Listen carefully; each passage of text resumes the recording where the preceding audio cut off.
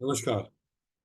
बहुत बार ये देखने को आता है कि 50 से 80 साल की उम्र में जब पुरुष यूरिनरी प्रॉब्लम के थ्रू गुजरते हैं और अपने फैमिली डॉक्टर से मिलते हैं या अपने यूरोलॉजिस्ट से मिलते हैं, कोई भी शहर हो, बॉम्बे हो, दिल्ली हो, कलकत्ता, मद्रास, कहीं भी हो, तो कुछ यूरिनरी मेडिसिन शुरू की जाती है। माना जाता है कि प्रोस्टेट, पुरुषों का वो ग्लैंड जो हार्मोन के साथ साथ चेंज हो रहा है, उसमें एक चेंज प्रोस्टेट का साइज बढ़ना और दूसरा प्रोस्टेट पेशाब के रास्ते को अंदर से ब्लॉक करना। इन दो चीजों को, इन दो एंटिटीज को अगर ठीक करना होता है तो मेडिकल थेरेपी के आधार पे बहुत बार दवाइयां शुरू की जाती हैं। एक अल्फा ब्लॉकर होती है जो यूरिनरी फ्लो को बढ़ाती है, जो फ्लो धीरे धीरे घटता जा रहा because prostate lobes urinary passage को ब्लॉक कर रहे हैं। और दूसरा, उससे भी इंपॉर्टेंट, लोग मानते हैं कि ये प्रोस्टेट उम्र के साथ साथ जो बढ़ती है हार्मोन के द्वारा, उसे हम ग्रेजुअली श्रिंक कर सकते हैं। भले ही आपकी उम्र को आप कम नहीं कर सकते, हर साल आप केक काटते हैं और एक साल कम जवान होते हैं, उसे सेलिब्रेट भी करते हैं, लेकिन अंदर में बहुत सी चेंजेस होती हैं, हार्ट में, ब्रेन में, किडनीज में। वैसे ही प्रोस्टेट में हार्मोन रिलेटेड चेंजेस होती हैं, जहाँ प्रोस्टेट धीरे धीरे साइज में बढ़ता है। तो प्रोस्टेट का साइज बढ़ना कोरिलेट कर सकता है पेशाब के रास्ते के रुकावट में, पर कोई जरूरी नहीं है।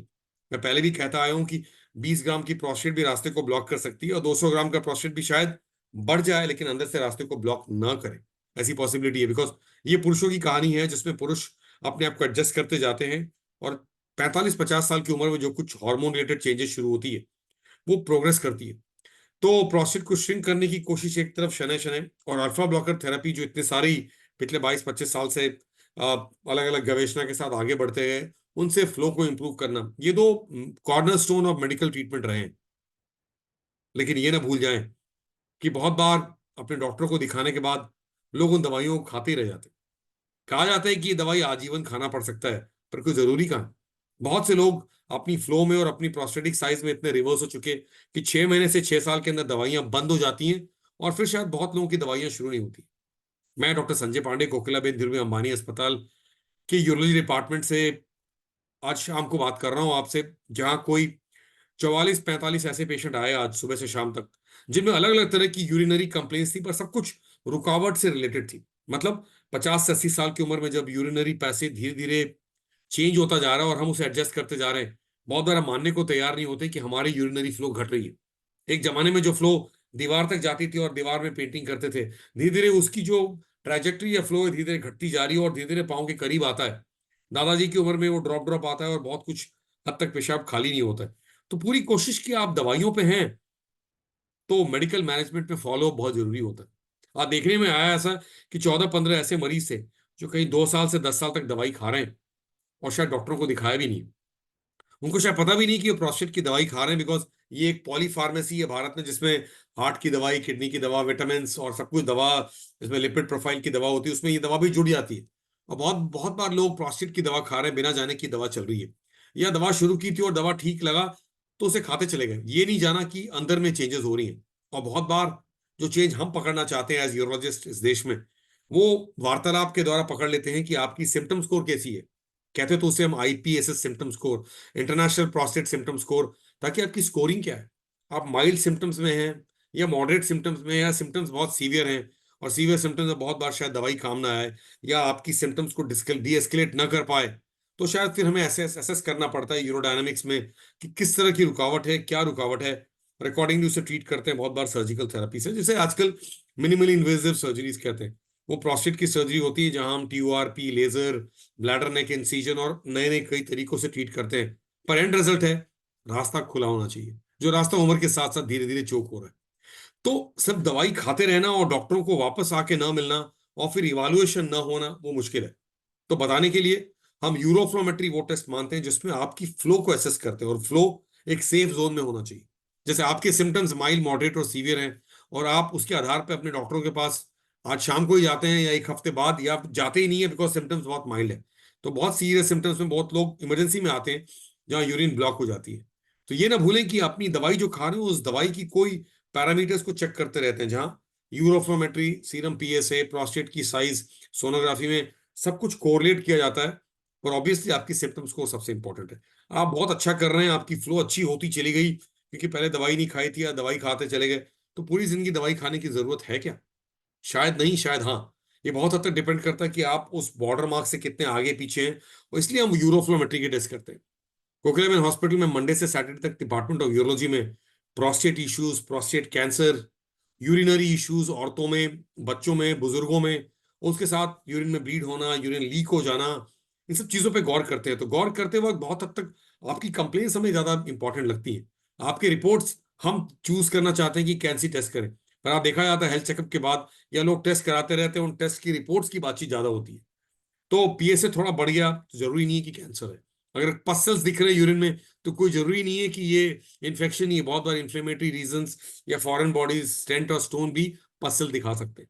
बहुत बार आरबीसी यूरिन में आ रहा है और यूरिन में वो माइक्रोस्कोपिक हेमेचूरिया और चलता जा रहा है और आप सिगरेट स्मोकर है, तो पॉसिबल है कि अंदर में कुछ चेंजेस हो रही है जिसे हम कैंसरस चेंज भी कहते हैं। Because cancer kidney, ureter, bladder और प्रोस्टेट में बहुत हद तक स्मोकिंग से रिलेटेड है। तो पूरी जागरूकता जरूरी हो और वो अवेयरनेस इज द की। तो अगर अवेयरनेस मिसिंग थी, तो आज इस प्लेटफॉर्म के द्वारा ये कोशिश है कि हम सब मिडिल एज और एल्डरली लोगों को समझाएं कि प्रोस्टेट की इश्यूज को इतनी लाइटली ना लें। एक दिन वो ना हो कि आपकी पेशाब जो रुक रुक के आ रही है कल बंद ना हो जाए। तो इस कोशिश में हम कोकिलाबेन हॉस्पिटल और हमारे जितने भी यूरोलॉजी मित्र हैं पूरे देश में, वो यही कोशिश करते हैं कि आपकी क्वालिटी ऑफ लाइफ इंप्रूव हो। उम्र के साथ साथ चेंज अनिवार्य है। आपकी काले बाल सफेद हो गई होंगे, उम्र 50 से 70 होना ही है। इस बीच में जो चेंज हो रही है वो बड़ी शनय शनय होती है। दशक बाय दशक जो चेंजेस होती हैं, जैसे हम सोनोग्राफी में साइज के द्वारा नाप लेते हैं या रेसिडुअल वॉल्यूम के द्वारा नापते हैं, या बहुत बार हम ऐसी चीजों को पीएसए बार बार साल साल चेक करते जा रहे थे। पर ये सब कुछ हेल्थ चेकअप के अधीन है। ये सब कुछ चेक करना जरूरी क्यों चाहिए, कुछ चीज एबनॉर्मल ना हो जाए। लेकिन एक चीज तो एबनॉर्मल हो ही रहा है, और वो एबनॉर्मल चीज हम और आप मिस कर जाते हैं। उसे कहते हैं obstruction to the flow of urine. तो अगर यूरिनरी फ्लो धीरे धीरे घटती जा रही है और आपको दिखता है कि आप जब एयरपोर्ट में लैंड किए जाए या बस स्टॉप पे गए या जब कहीं पब्लिक टॉयलेट में गए तो आपको शुरू करने में टाइम लग रहा है, आप दवाइयां खा रहे हैं लेकिन शुरू करने में टाइम लग रहा है, आप पूरा खाली नहीं करते और निकल जाते हो और ब्लैडर अभी भी पूरा खाली नहीं होता, तो इनकम्प्लीट वार्डिंग होती है, रेसिडुअल वॉल्यूम ज्यादा रहती है, पर अब दवाई खाए जा रहे हैं।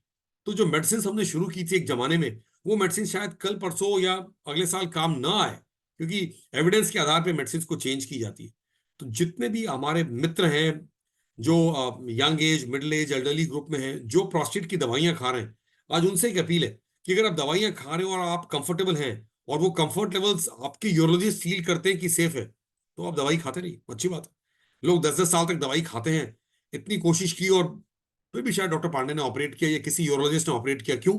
क्योंकि प्रोग्रेशन चल रहा था और प्रोग्रेशन हमारे आपके बस का नहीं था, वो हम जान नहीं पाएंगे। हमारी चेंजेस बहुत स्लो होती हैं, मिनट बाय मिनट चेंज होता जाता है, तो सवेरे से रात हो जाता है। वैसे धीरे धीरे बाल सफेद होते तो पूरे बाल काले काले जो थे पूरे सफेद हो जाते। वैसे ही ये चेंजेस को आप आपके बस में नहीं होता, लेकिन हाँ, आपकी दुनिया तब खुलती जब आप क्रिटिकल लेवल के बियॉन्ड चले जाते हैं। तो दवाई खाते रहें और लास्ट में एक दिन ऑपरेट होना पड़े, इससे अच्छा ये है कि हम फॉलो अप पे रहें। तो सारे यूरोलॉजी पेशेंट जिनकी यूरिनरी इंकॉन्टिनेंस है, यूरिन में ब्लीडिंग हो रही है, वो शायद स्मोकर्स रहे हैं, उनकी यूरिन में जलन या रहती है, यूरिनरी पैसेज में जलन रहती है, interstitial cystitis, bladder pain syndrome, जहाँ पे ब्लैडर में पीड़ा है, यूरिनरी पैसेज में पीड़ा है, करते वक्त वो पीड़ा घटती जाती है क्योंकि ब्लैडर भरता है तो दर्द होता है। पुरुषों में जब बार बार जाना पड़ता है, खाली नहीं होता है और कभी कभी पेशाब लीक हो जाता है, तो इसका मतलब ब्लैडर बहुत कॉन्ट्रैक्ट कर रहा है और पेशाब को खाली नहीं करने दे रहा। तो ये सब जो यूरिनरी कंप्लेंट्स हैं, जो कंप्लेंट्स को हम अनदेखा कर देते हैं या जो शायद फ्रंट रो सीट पे हम लेके नहीं आते क्योंकि हम शर्माते हैं या इतना हम सिग्निफिकेंट नहीं समझते, वो एक दिन मुश्किल हो सकती है। तो जो भी कुछ नॉर्मल से फुटपाथ की तरफ जा चुका उसको वापस नॉर्मल लाने में आपके यूरोलॉजिस्ट आपके शहरों में बहुत हेल्प करते हैं। तो बहुत जरूरी है कि 40-50 साल के बाद यूरिनरी कंप्लेंट्स अपने यूरोलॉजिस्ट को समझाएं। और यूरोलॉजिस्ट बिल्कुल वेट कर रहे हैं वो क्यूज को पकड़ने के लिए, आपके रिपोर्ट्स को नहीं, वो क्यूज को आपकी हिस्ट्री में, आपकी एग्जामिनेशन में, आपकी यूरोफ्लोमेट्री में, और फिर कुछ टेस्ट करते हैं देखने के लिए कि आपकी इंटरनल सेटिस्फैक्शन है कि नहीं, आपकी प्रोस्टेट की साइज कितनी बड़ी है, ब्लैडर वॉल कितना थिक हो रहा है, रियल टाइम में आप क्या यूरिन पास करते हैं वो यूरोफ्लोमेट्री में देखी जाती है। और आप अदरवाइज ऑड टाइम्स में, रिलैक्स कंडीशंस में जब सोनोग्राफी करते हैं तो बहुत हद तक आइडिया मिलता है क्या चल रहा है। तो कहीं ना कहीं यूरोलॉजी में किडनी में स्टोन्स होना, किडनी में इन्फेक्शन होना, यूरिनरी ट्रैक्ट इन्फेक्शन औरतों में जो ज्यादा कॉमन होना, पुरुषों में इन्फेक्शन होना, और प्रोस्टेट की डिजीज में इन्फेक्शन होना, मतलब प्रोस्टेट रास्ते को अंदर से ब्लॉक कर रहा है। तो ये सब चीजों की जानने की बहुत जरूरत है और ये जागरूकता बहुत हद तक मिसिंग है। क्योंकि आज हमने ऐसे 14-15 मरीजों को देखा है जो दवाई खाए जा रहे हैं और बहुत लोगों को पता ही नहीं कि दवाई क्यों खा रहे हैं, और जो खा रहे हैं वो खाए जा रहे हैं बिकॉज हमें डॉक्टर ने एक जमाने में दिया था। उस जमाने में उस एविडेंस के आधार पर डॉक्टर ने लिखा था क्योंकि उस समय रुकावट थी और रुकावट ज्यादा थी। तो उम्र के साथ साथ रुकावट अच्छी होती गई क्या? हम दवाइयों को कम करें क्या, बंद करें क्या, ये दवाइयों को चेंज करें क्या? ये जानने की जरूरत है। तो कृपया अपनी प्रोस्टेट की दवाई जिंदगी भर खाते ना रह जाएं। अगर किसी ने कहा भी है कि पूरी जिंदगी खाना है, तो उसकी कोई ना कोई विचारधारा होनी चाहिए कि क्यों खाना है। तो ये बहुत जरूरी है आइडेंटिफाई करना कि हमारी प्रोस्टेट की जो मेडिसिन है, उसका रीजन क्या है हम देने के लिए, और हम देते हैं तो उसकी रिवर्सल हो रही है कि नहीं हो रही है, और वो हो रही है कि नहीं, वो आपके यूरोलॉजिस्ट ही बता पाएंगे। वो आपको असेस करेंगे और असेसमेंट के द्वारा फिर आपको वहां ले जाएंगे जहां आपको शायद दवाइयों की जरूरत ना हो, या दवाइयां काम नहीं आ रही, और असेस करेंगे यूरोडायनेमिक्स में कि दवाई क्यों काम नहीं आ रही है और शायद ऑपरेट करना पड़े। या एक बीमारी जिसमें स्पाइनल इश्यूज में, सेरेब्रल ब्रेन इश्यूज में, या लॉन्ग स्टेन डायबिटीज में ब्लैडर का कमजोर होना और फिर यूरिन खाली न कर पाना, वो अपने में क्वालिटी ऑफ लाइफ है जिसमें ब्लैडर कॉन्ट्रैक्शन नहीं करती, और हम यहाँ प्रोस्टेट को ब्लेम करे जा रहे हैं। तो जितने भी लोग डायबिटिक हैं 10 साल से ज्यादा, उनकी ब्लैडर में भी चेंज हो रही है, और हम चाबुक मार रहे हैं प्रोस्टेट को। तो बहुत जरूरी है कि अगर आप डायबिटिक हैं, लॉन्ग स्टेइंग डायबिटिक हैं, पुरुष या स्त्री हैं, यूरिन खाली नहीं हो रहा है, तो कहीं ऐसा तो नहीं कि ब्लैडर धीरे धीरे हाइपोटोनिक होता जा रहा है, उसकी पावर घटती जा रही है, और शायद वो यूरिन खाली नहीं कर पा रहा। तो ये सारा जानना बहुत जरूरी है। ये जागरूकता आपके लिए जरूरी है, बिकॉज ये सब चीजें आम जनता को जानना जरूरी है। ये शायद पब्लिक डोमेन में कभी रहा ही नहीं, तो इसलिए इसे आगे बढ़ाने की जरूरत है। तो आपके कंप्लेंट्स जो यूरिनरी पैसेज में है, या पुरुष हो, स्त्री हो, वृद्धावस्था में हो, छोटे बच्चे हो, अगर यूरिनरी कंप्लेंट्स है जिसमें यूरिन लीक हो रहा है, कपड़े में लीक हो जाता है, रात को बेड में सोए और लीक हो जाता है, तो अपने यूरोलॉजिस्ट को मिलना है। कोकिलाबेन हॉस्पिटल में हम एक नॉक्टूरिया एंड बेड वेटिंग क्लिनिक चलाते हैं, जहाँ डिपार्टमेंट ऑफ यूरोलॉजी में ये सब्जेक्ट को बहुत अहमियत दी जाती है। ये बहुत ही क्वालिटी ऑफ लाइफ इशू है कि बुजुर्गों में रात को पेशाब ज्यादा बनता है, और हम उसे सोचते हैं कि प्रोस्टेट के कारण है, और प्रोस्टेट की दवाइयां शुरू करते हैं। पर नॉक्टूरिया, रात को बार बार यूरिन जाना, प्रोस्टेट की इश्यूज में होता तो है, लेकिन बुजुर्गों में नॉक्टर्नल पॉलीयूरिया, रात को 33% से ज्यादा यूरिन प्रोड्यूस होना, क्योंकि आप डायबिटिक हैं, क्योंकि रात को बहुत ज्यादा चाय, कॉफी, कोला, दूध, अल्कोहल चलता है, या फिर रात को प्रोडक्शन ऐसी ज्यादा होती है because arginine vasopressin system change हो गई है आपकी उम्र में, और इसलिए नॉक्टर्नल पॉलीयूरिया हो रहा है। ये सब चीजों की गवेषणा जरूरी है, ये सब चीजों को बहुत हद तक पब्लिक डोमेन में जानना जरूरी है। तो इसी आशा में कि हम जिंदगी भर दवाई ना खाते रह जाएं बिना किसी सस्टेन्ड इवालुएशन की या पीरियोडिक इवालुएशन की। आज इसीलिए मैं आपके पास आया, क्योंकि इतने मरीज दवाई खा रहे हैं, उनको पता नहीं प्रोस्टेट की दवाई होती क्या है, वो करती क्या है, और दवाई क्यों खाना है, और दवाई का इफेक्ट क्या है, और आपके डॉक्टर आपको फिर उन दवाइयों के साथ सेफ समझते हैं कि नहीं, वो जरूरी है।